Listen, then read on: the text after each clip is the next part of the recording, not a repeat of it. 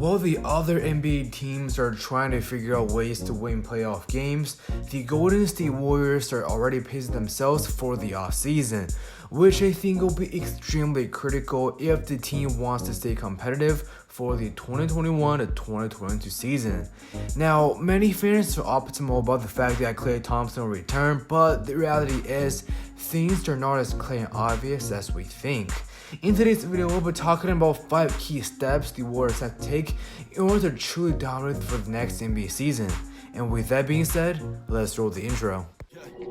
Hi. I'm on my match in the dark. I'm on my match in the dark. I'm on my match in the dark. I'm on my match in the dark. I'm on my match. Yo, what's up guys, Jason's here back with another video. If it's your first time watching, I do multiple basketball videos on a weekly basis, so don't forget to leave that subscribe and turn on the notification bell, and you'll be the first one if you're to more awesome videos just like this. So without wasting any more time, let's get right into it. So number on this list is to do with signing and trade regarding Oubre Jr. Now, back in the offseason, the Warriors acquired Oubre from the OKC Thunders and gave up a 2021 conditional first-round pick and one more second-round pick.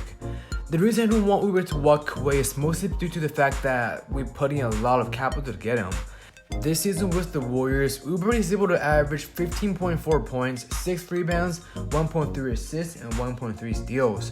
So overall, he definitely has value in the trade market.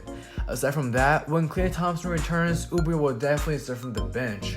And with the fact that Oubre publicly said that he does not want to start from the bench, it's that an trade might be the best solution for the Warriors. Number 2 on this list is keeping James Wiseman just for now. The reason I said just for now is that we do not eliminate the possibility of the Warriors trading him away before the trade deadline next season. It's true that James Wiseman did not live up to his expectations as the number 2 overall pick. He was only able to average 11.5 points per game, 5.6 rebounds per game, and 1 block per game. But the amount of mistakes he's making on the court is absolutely countless. Now, the reason I think the Warriors should not trade him right now is that I want to see what Wiseman is really about. Last year, Steph Curry, Draymond Green, and Kevon Looney are the only veterans on this Warriors team, so that there's only a minimal amount of chemistry built. But once Klay Thompson returns, Wiseman should be able to get more open looks. Like I said before, if things do not work out, I'm totally open to the idea of trading Wiseman before the 2022 trading deadline. Number 3 on this list is that the Warriors front office tried their best to sign an extension with Steph Curry. Let's go to the pair real quick and you will see why.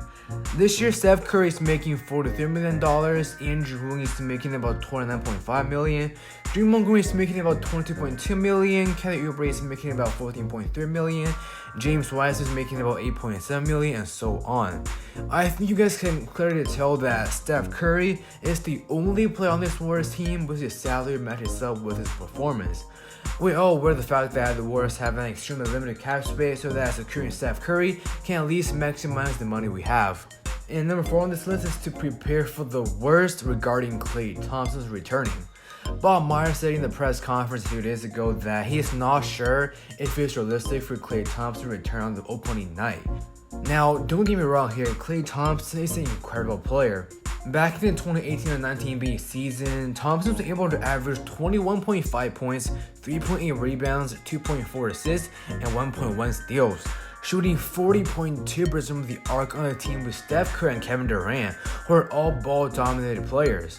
But after 2 consecutive season-ending injuries, we have no idea how Klay Thompson will perform on the court.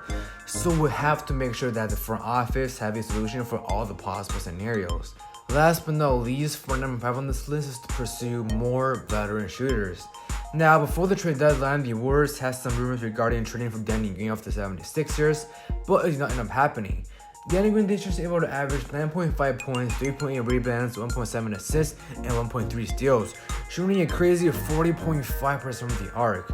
The good things about these veterans are that number 1, it will not take that much cap space because they will just sign a minimum veteran contract, and number 2, they will be able to contribute from the bench with those extremely valuable experiences. I'll make a video later on and talk about some of the potential veterans the Warriors can sign, so make sure you guys stay tuned for that. Alright guys, so this wraps up the video. Comment down below one thing you want the awards to do in this off season. And if you enjoyed the video, don't forget to leave a subscribe and follow me on social media with all the link in the description down below.